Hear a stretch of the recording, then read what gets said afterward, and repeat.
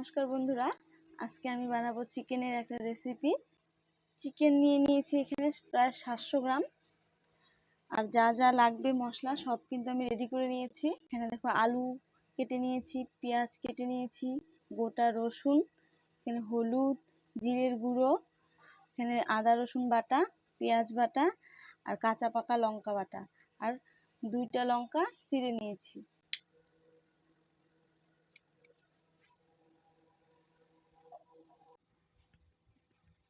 এই যে কড়াই গরম হয়ে গেছে, এখন তেল দিব।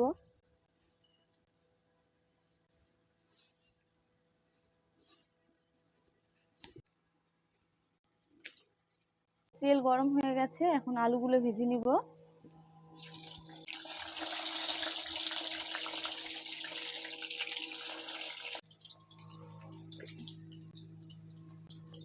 আলুগুলোর মধ্যে নুন হলুদ দিয়ে ভেজে নিব।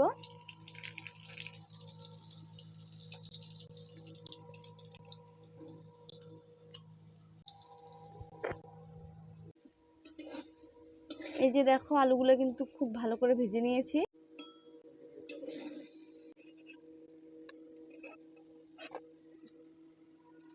এই তেলের মধ্যে দিয়ে দিব একটা শুকনা লঙ্কা, অল্প দারচিনি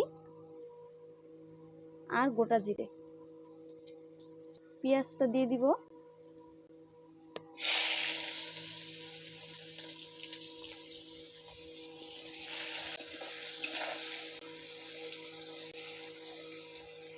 পেঁয়াজের মধ্যে পরিমাণ মতো লবণ হলুদ দিয়ে দিব।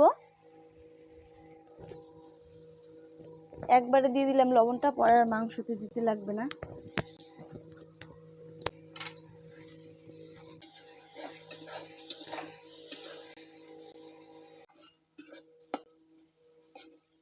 এই যে পেঁয়াজটা কিন্তু বাদামি বাদামি কালার হয়ে গেছে। এখন মশলাটা দিয়ে দিব।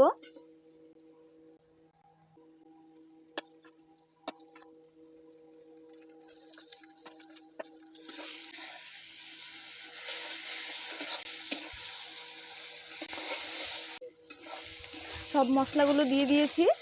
এখন একটু জল দিয়ে ভালো করে কষিয়ে নিব।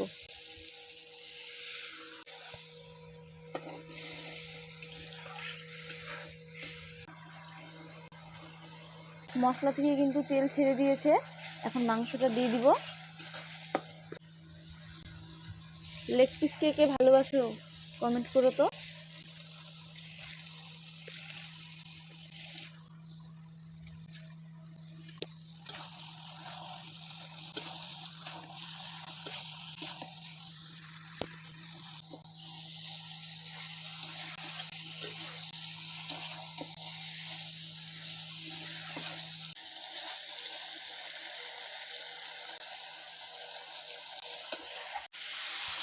তোমাদের একটা জিনিস দেখাবো, যারা উনানে রান্না করো তাদের তো হাতে ছ্যাঁকা লাগে, তাপটা লাগে আগুনের।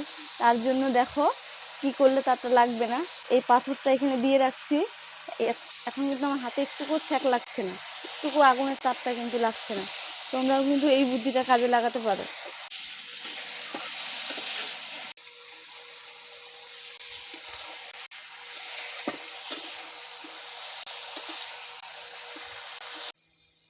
মাংসটা কিন্তু অনেকটাই কষানো হয়ে গেছে। এখন আলুগুলা দিয়ে দিব, নাহলে পরে আলুটা সেদ্ধ হবে না। আলুটা আর কাঁচা লঙ্কাটা দিয়ে দিলাম।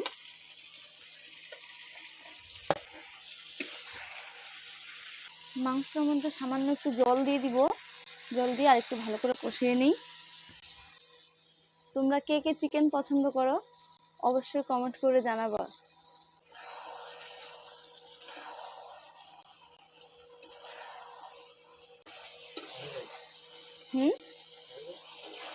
এমনি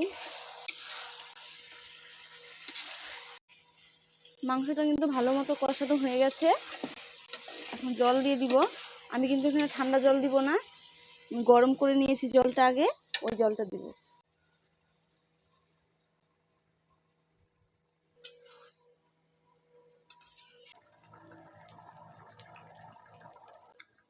মাংসটা হয়ে গেছে। এখন মিট মশলা দিয়ে দিব।